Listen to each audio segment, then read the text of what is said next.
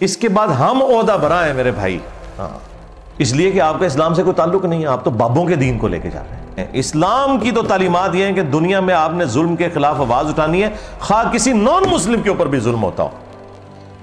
خیال رکھنی چاہیے کہ جو ایک عام یہودی ہے، ایک عام اسرائیلی ہے، ایک عام فلسطینی ہے، اس کے ساتھ کوئی قتل و غارت والا معاملہ نہیں ہونا چاہیے۔ اس طرح وہ جنرل بھی عوام الناس کو گلا نہیں کر سکتا کہ آپ نے ٹینکوں کے آگے جا کے لیٹنا ہے۔ یہ کوئی نیکی کا کام نہیں جو آپ کر رہے ہیں۔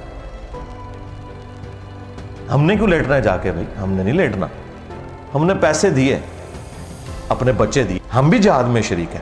سلامتی ہے، سلامتی ان آنکھوں پہ جو ہدایت پہ نظریں جمائے بیٹھی ہیں، ان کانوں پہ جو ذکر خیر کے منتظر رہتے ہیں، اور ان قدموں پہ جو ہدایت کی راہ پہ گامزن ہے۔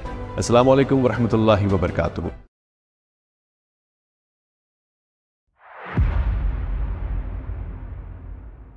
اب اگر کہیں پر کوئی ظلم ہوتا ہے اور اس کے خلاف پاکستان کی حکومت یا اسٹیبلشمنٹ آواز نہیں اٹھاتی، یہ اللہ کے حضور مجرم ہے، ہمارا کوئی لینا دینا نہیں ہے، کیونکہ ہم نے اپنا حق ادا کر دیا۔ پیچھے سے اسے جو لوگ کھانا پرووائڈ کرتے ہیں وہ بھی جہاد میں شریک ہوتے ہیں، اس سے پیچھے جو لوگ کھانے کے لیے ریسورسز پرووائڈ کرتے ہیں یعنی ہم بھی جہاد میں شریک ہیں۔ ہر بندے کی اپنی ڈیوٹی ہے، ہمارا کام صرف اپنی ویڈیوز کے ذریعے ان چیزوں کو ہائی لائٹ کرنا ہے، دیٹس آل۔ یہاں بیٹھ کے کڑ کڑ کے مرنا نہیں ہے آپ نے کہ پتہ نہیں ادھر کیا ہو گیا۔ اور یہ بھی یاد رکھیں، اسلام کی تو تعلیمات یہ ہیں کہ دنیا میں آپ نے ظلم کے خلاف آواز اٹھانی ہے، خواہ کسی نان مسلم کے اوپر بھی ظلم ہوتا ہو، اس چیز سے بھی آپ باہر نکلیں۔ اسلام انسانیت کا درس دیتا ہے، اسی لیے اللہ تعالیٰ نے سورۃ المائدہ میں فرمایا کہ جس نے ایک انسان کو بھی ناحق قتل کیا، ایک جان کو، مسلمان کی بات نہیں ہو رہی، ایک جان کو، گویا اس نے پوری انسانیت کا قتل کر دیا، سوائے دو استثناء کے کہ قتل کے بدلے قتل ہو رہا ہو یا فساد فی الارض کو ختم کرنے کے لیے، اور وہ بھی جوڈیشری کے تھرو۔ ایکسٹرا جوڈیشل ایکٹیویٹی آپ پرفارم نہیں کر سکتے، نہ کوئی ریاستی ادارہ کر سکتا ہے، نہ کوئی مذہبی جماعت کر سکتی ہے۔ تو ایک جان کا قتل پوری انسانیت کا قتل، اور جس نے ایک جان کو بچایا گویا اس نے پوری انسانیت کو بچا لیا۔ پوری انسانیت کی بات ہو رہی ہے، حتیٰ کہ صحیح بخاری میں حدیث ہے، جس شخص نے ایک کافر کو بھی ناحق قتل کیا جو کسی مسلمان ملک میں ٹیکس پے کر کے رہ رہا تھا، جزیہ دے کر، وہ شخص جنت کی خوشبو بھی نہیں پائے گا۔ یعنی مسلمان جنت میں تو جانا دور کی بات، جنت کی خوشبو بھی نہیں پائے گا۔ اور اس بخاری کی حدیث میں الفاظ ہیں کہ جنت کی خوشبو 40 سال کی مسافت سے آ رہی ہوگی، لیکن جس نے ایک کافر کو بھی ناحق قتل کیا وہ جنت میں تو جانا دور کی بات، جنت کی خوشبو بھی نہیں پائے گا۔ آپ جڑا والا میں جو مرضی کرتے رہے، آپ کو کون پوچھنے والا ہے؟ آپ سری لنکن کو مار دیں، آپ کو کون پوچھنے والا ہے؟ اس لیے کہ آپ کا اسلام سے کوئی تعلق نہیں ہے، آپ تو بابوں کے دین کو لے کے جا رہے ہیں۔ تو ان ساری خرافات کے بعد اگر میں یہ سلوگن بلند کروں کہ مرنے سے پہلے اے مسلمان کر لیں اس پہ غور، کتابوں کا خدا اور ہے، بابوں کا خدا اور، کتابوں کا دین اور ہے، بابوں کا دین اور، کتابوں کا پیمبر اور ہے، بابوں کا پیمبر اور، تو میں جسٹیفائی ہوں کہ تم لوگ صرف اللہ رسول کا نام لینے والے ہو، عز و جل و صلی اللہ علیہ وآلہ وسلم، تعلیمات تم نے نہیں مانی قرآن و سنت کی، گویا کہ تم پھر کسی اور خدا کے ہی ماننے والے ہو، اگرچہ خدا سب کا ایک ہے، خواہ مسلمان ہو، جیوز ہو، کرسچنز ہو، ہندو ہو، سب ایک ہی خدا میں بلیو کرنے والے ہیں، لیکن پریکٹیکلی تعلیمات کے اعتبار سے تو گویا کہ تمہارا خدا، تمہارا دین، تمہارا پیغمبر کوئی اور ہے، کیونکہ دین کی تعلیمات سے تم لوگ 180 ڈگری چل رہے ہیں۔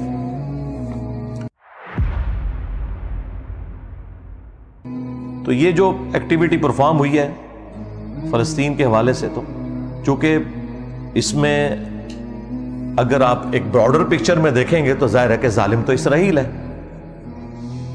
ہاں اگر آپ ایک شارٹ ٹرم دیکھیں تو اس وقت انیشیٹو لیا ہے حماس نے، اور اس میں یہ چیز بھی خیال رکھنی چاہیے کہ جو ایک عام یہودی ہے، ایک عام اسرائیلی ہے، ایک عام فلسطینی ہے، اس کے ساتھ کوئی قتل و غارت والا معاملہ نہیں ہونا چاہیے۔ اور یہ جو ان کا اس وقت پرائم منسٹر ہے نیتن-یاہو، یہ تو بڑا ایک اسٹرانچ قسم کا ایک یہودی ہے، اور اس نے دیکھیں اسرائیل کی طرف سے جنگ ڈکلیئر کر دی ہے، اور انہوں نے کہا کہ اب ہم یہ جو تھوڑا سا حصہ بچ گیا یہ بھی لے لیں گے۔ اب مجھے نہیں لگتا کہ اسرائیل پیچھے ہٹے گا، ہاں یہ اب کسی ایک بڑے معاملے کی طرف ہی بات جانے والی ہے، کیونکہ اب انہوں نے یہ ڈیسائیڈ کر لیا کہ وہ ایک چھوٹی سی جو غزہ کی پٹی رہ گئی تھی نا، جس کے ایک طرف میڈیٹرینین سی آتا ہے، ایک طرف ایجپٹ ہے، اور باقی دو طرف اسرائیل نے ایک باڑ بنائی ہوئی ہے، اور ایک سمجھ لیں ایک جیل خانہ ہی ہے اتنا بڑا، جہاں 20 لاکھ کے قریب مسلمان رہتے ہیں، اور ان کی حالت بھی اتنی ناگفتہ بے ہے کہ آپ سوچ نہیں سکتے، پینے کا پانی بھی ان کے پاس اویلیبل نہیں ہے۔ یعنی آپ کو لگے گا وہ 1000 سال پرانے کو رہنے والے لوگ ہیں، جس طرح کی ان کی زندگی بیچاروں کی مشکل ہے۔ تو اب اس صورتحال کے اندر معاملات ظاہر ہے اس سے آگے کی طرف جائیں گے، صورتحال بگڑے گی۔ اللہ تعالیٰ مسلمانوں کا پرسان حال ہو، ہم تو دعا ہی کر سکتے ہیں یہاں بیٹھے ہوئے، اور اپنے بڑوں کو صرف پرابلمز کو ہائی لائٹ کر سکتے ہیں کہ آپ انٹرنیشنل میڈیا میں آواز اٹھائیں اس حوالے سے، اور اس معاملے کو سالو کرنے کی کوشش کریں۔ 70 AD کے اندر 70 عیسوی میں نبی الاسلام کی پیدائش سے 500 سال پہلے ٹائٹس جو رومن ایک جنرل تھا، اس نے حملہ کیا تھا یروشلم کے اوپر، اور اس وقت تو ظاہر ہے وہ بت پرست جنرل تھا، اور انہوں نے یہودیوں کو قتل کیا، کوئی 1.25 لاکھ کے قریب یہودی قتل ہوئے، اتنوں کوئی وہ قید کر کے لے گیا، اور ہیکل سلیمانی برباد کر دیا۔ اس کی صرف ایک دیوار بچی ہے جسے ویلنگ وال کہتے ہیں، دیوار گریا، اور جس کے سامنے یہودی جو ہے وہ اس طرح کر کے تورات پڑھ رہے ہوتے ہیں، وہ ایک دیوار وہ باقیات ہے ہیکل سلیمانی کی۔ اور یہ سلسلہ اسی طریقے سے ان کا رہا، پھر ڈائسپورا شروع ہو گیا، ان کا انتشار پوری دنیا میں پھیل گئے، ظاہر ہے وہاں سے تو وہ نکال دیے گئے۔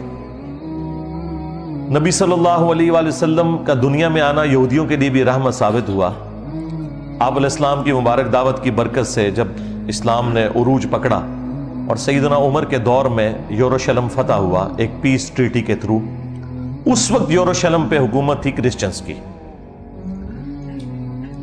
جب ہیکل سلیمانی توڑا گیا، اس وقت حکومت تھی رومن امپائر کی جو کہ بت پرست تھے، لیکن وہ بیچ میں ایک ان کا ایمپرر آیا کانسٹنٹائن II، جس کے نام کے اوپر قسطنطنیہ شہر ہے، اس نے کرسچینٹی اڈاپٹ کر لی۔ یہ آلموسٹ آپ سمجھ لیں نبی صلی اللہ علیہ وآلہ وسلم کی پیدائش سے 200-250 سال پہلے کی بات ہے۔ تو اس کی وجہ سے پوری کی پوری جو رومن امپائر ہے وہ کرسچینٹی میں کنورٹ ہوگی، کیونکہ اس وقت بادشاہ کا دین ہی رعایا کا دین ہوتا تھا۔ اب کرسچنز نے یہ شرط لگائی سیدنا عمر کو کہ ہم آپ کے حوالے کرتے ہیں یہ سٹی بغیر جنگ کے، کیونکہ انہیں اندازہ ہو گیا تھا ہم مسلمانوں کا مقابلہ نہیں کر سکتے، لیکن ہماری شرط یہ ہے کہ یہودیوں کو آپ نے یہاں نہیں آنے دینا۔ اس کی وجہ کیا تھی؟ اب یہ زمین و آسمان کا فرق ہے، اتنے بڑے لیول کی دشمنی دنیا میں کسی بھی دو مذہب کے درمیان نہیں ہے جو جیوز اور کرسچنز میں۔ یہ آج کی بات میں نہیں کر رہا، یہ آج صورتحال کیوں بدلی ہے میں بعد میں بتاتا ہوں۔ زمین و آسمان کا فرق کہ ایک مذہب کے ماننے والے اسے خدا کا بیٹا کہہ رہے ہیں اور خدا کہہ رہے ہیں، پروٹیسٹنٹ جو ہے وہ خدا کہتے ہیں اور کیتھولک خدا کا بیٹا کہتے ہیں، اور دوسرے کہہ رہے ہیں کہ اس کی اصل میں خطا ہے یا آؤٹ آف ویڈلاک پیدا ہوا ہے، نعوذ باللہ من ذالک۔ تو ان دونوں کا تو آپس میں ملاپ ہو ہی نہیں سکتا تھا۔ کرسچنز نے کہا کہ جیوز یہاں نہیں گھسیں گے، یہ ہمارے جیزس کرائسٹ کے قاتل ہیں۔ تو یہ بات تو ان کی نہیں مانی گئی، البتہ ایک بات سیدنا عمر نے مان لی کہ ٹھیک ہے ہم انہیں یہاں آباد نہیں ہونے دیں گے، صرف وزٹ کریں، انٹرنیشنل سٹی سے ڈکلیئر کر دیں گے، کرسچنز بھی آئیں، جیوز بھی آئیں، مسلمان اوورال اسے دیکھیں گے، لیکن چونکہ یہ تینوں مذاہب کے لیے ایک رسپیکٹیبل جگہ ہے، لہٰذا تینوں مذاہب کے ماننے والے لوگ زیارت کے لیے اپنے حرم میں آ سکتے ہیں۔ اور پھر اس وقت سے لے کر 20ویں صدی کے آغاز تک، سلطنت عثمانیہ کے ٹوٹنے تک، یروشلم، بیت المقدس یہ مسلمانوں کے قبضے میں رہا ہے. بیچ میں ایک دفعہ صلیبیوں نے لیا تھا اور وہ پھر سلطان صلاح الدین ایوبی رحمہ اللہ تعالیٰ نے ان سے واپس لے لیا. بس وہ ایک ایکٹیویٹی پرفارم ہوئی, اوورال مسلمانوں کی حکومت رہی اور بالکل معاملات بڑے اچھے چل رہے تھے. لیکن جب سلطنت عثمانیہ کمزور ہونی شروع ہوئی, اس وقت یورپ نے کافی, یعنی گریٹ برٹن نے اس وقت زور لگایا, دنیا کی سپر پاور تو وہی تھے اس وقت, انہوں نے زور لگایا سلطان عبد الحمید رحمہ اللہ تعالیٰ کو, جو آخری باقیات تھے, جو ٹرکی والوں نے ان کے اوپر ڈرامہ بھی بنایا ہے. تو خیر انہوں نے تو بہت زیادہ ایگزیجریٹ کر کے اسے پتہ نہیں کیا کتنا بڑا بزرگ بنا کے پیش کیا ہے, اتنی بھی بات نہیں تھی. لیکن بہرحال مسلمانوں کے مفادات کے پوائنٹ آف ویو سے اس بندے کی بہت بڑی کنٹریبیوشن ہے. الٹیمیٹلی انہوں نے پھر ڈیسائیڈ کیا کہ ٹھیک ہے ہم ان کو دوسرے طریقے سے نپٹیں گے. وہ پھر اللہ کی طرف سے ہی کوئی حالات ایسے بنے, ورلڈ وار 1 شروع ہو گئی اور اس میں جرمنی کا ساتھ دیا سلطنت عثمانیہ نے,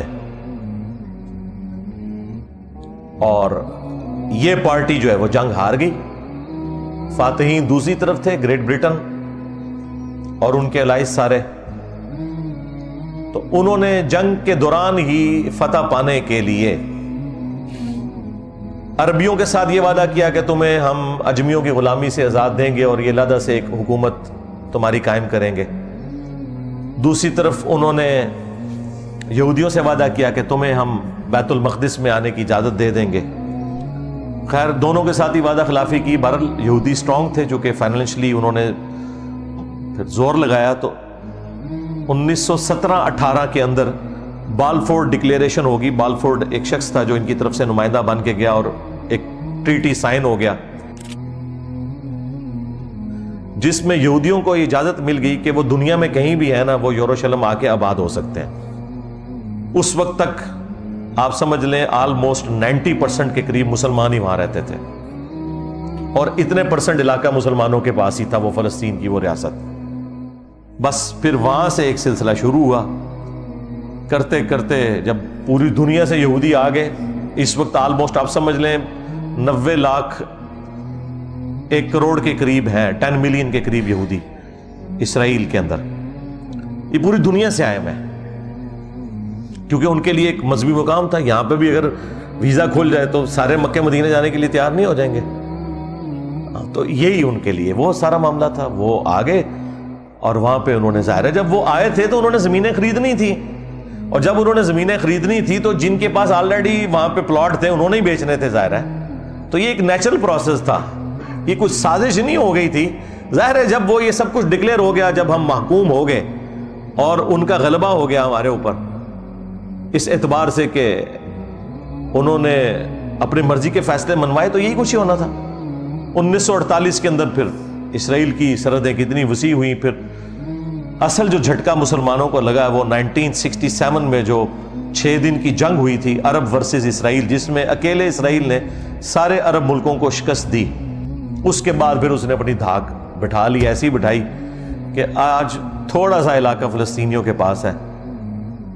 کچھ علاقے تو وہ ٹوٹی پوٹی فارم میں بالکل سینٹر میں اسرائیل کے مسلمانوں کے پاس ہے, اور ایک کارنر پہ یہ غزہ کی پٹی ہے جس کے ایک طرف میڈیٹرینین سی ہے, ایک طرف ایجپٹ ہے, اور باقی جو 2 بڑی والی سائیڈ ہے جو لینتھ والی وہ ساری اسرائیلی ہے, اور انہوں نے باقاعدہ باڑ لگائی ہوئی ہے. کسی کو وہاں سے یہاں آنے کی اجازت نہیں, اور جو مسلمان باقی رشتہ دار ہیں وہ دوسری طرف آباد ہیں, وہ اس باڑ کو کراس بھی نہیں کر سکتے, پھر بیچ میں اسرائیل ہے, لہٰذا ان کی آپس میں وہ اس طریقے سے جدائیاں ہوگی, اور یہ سارے معاملات اس طریقے سے چل رہے ہیں. اور اس میں عرب ملک ظاہر ہے کہ دنیا پرست ہیں تو نہیں مقابلہ کر سکے. اور آج تو اسرائیل خیر آپ سمجھ لیں انڈکلیئرڈ نیوکلیئر پاور بھی ہے. دنیا میں جو 7 نیوکلیئر پاورز ہیں ان میں سے ایک ہے وہ, 8 بلکہ کہہ لیں, انڈیا پاکستان کو ملا کے 7 اور 5 جو ویٹو کرنے والے ممبرانز ہیں, اور 8واں اسرائیل ہے.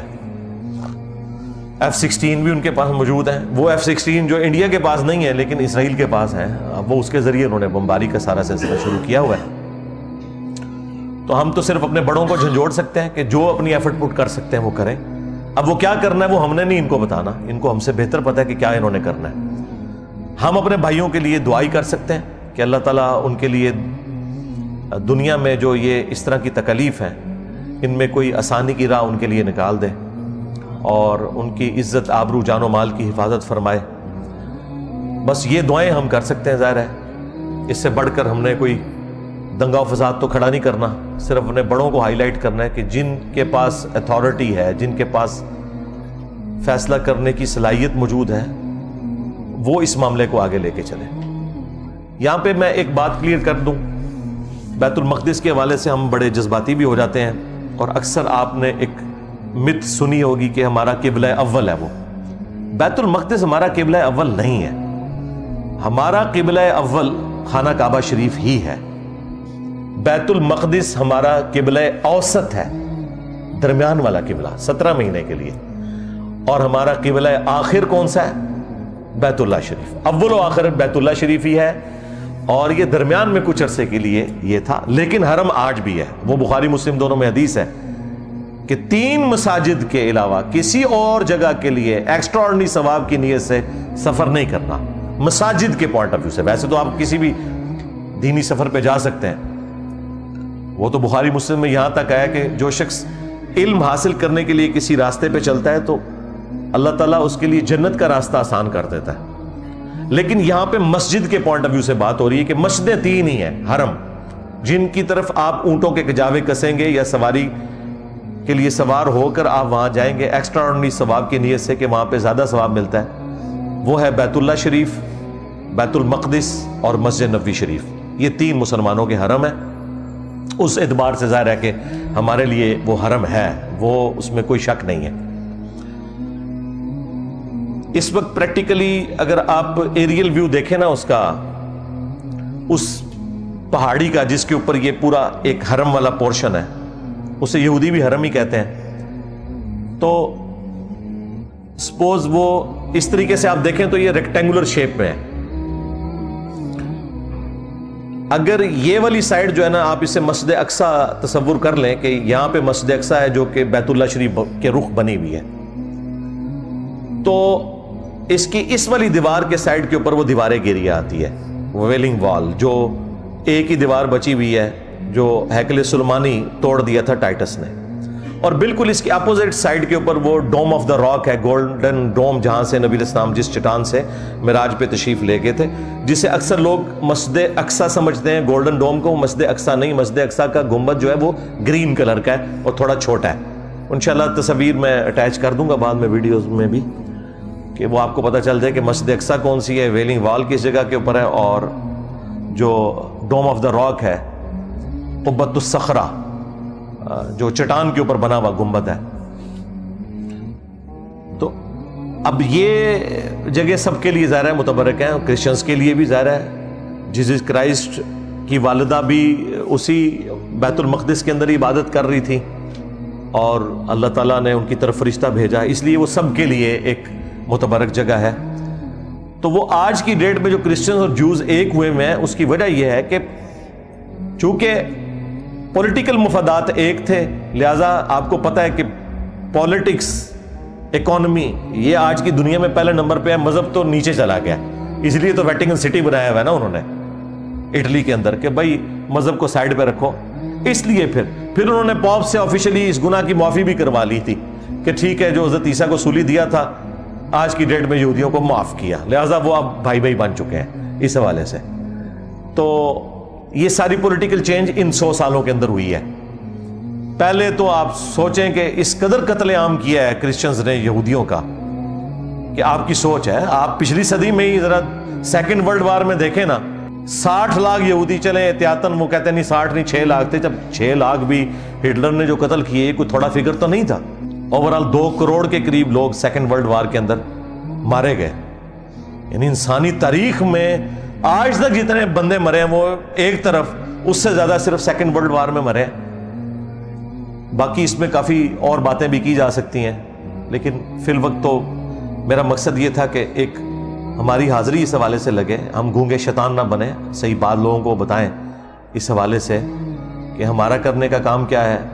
हमने अब ये करना है कि बजाय गाली गलौज करने के इल्मी तरीके से सोशल मीडिया के ऊपर फ़लस्तीनियों के हक में आवाज़ बुलंद करनी है और लोगों को बताना है कि इसराइल ने बदमाशी की थी। ये जो इस वक्त مسلمانوں کا ریونج سامنے آیا حماس کی شکل میں یا کبھی حزب اللہ کی شکل میں، تو یہ ان کے ظلم کے اگینسٹ ہے. ٹھیک ہوگا جی. اللہ تعالیٰ سے دعا ہے جو حق بات میں نے کہی اللہ تعالیٰ ہمارے دلوں میں راسخ فرمائے. اگر جذبات میں میرے منہ سے کوئی غلط بات نکل گئی، اللہ تعالیٰ ہمارے دلوں سے ہی محو کر دے. ہمیں کتاب و سنت کی تعلیمات پر عمل کر کے دوسرے بھائیوں تک پہنچانے کی توفیق عطا فرمائے. سبحانک اللہم و بحمدک اشہد ان لا الہ الا انت استغفرک و اتوب الیک وما علینا الا البلاغ المبین. جزاکم اللہ خیرا و احسن الجزاء.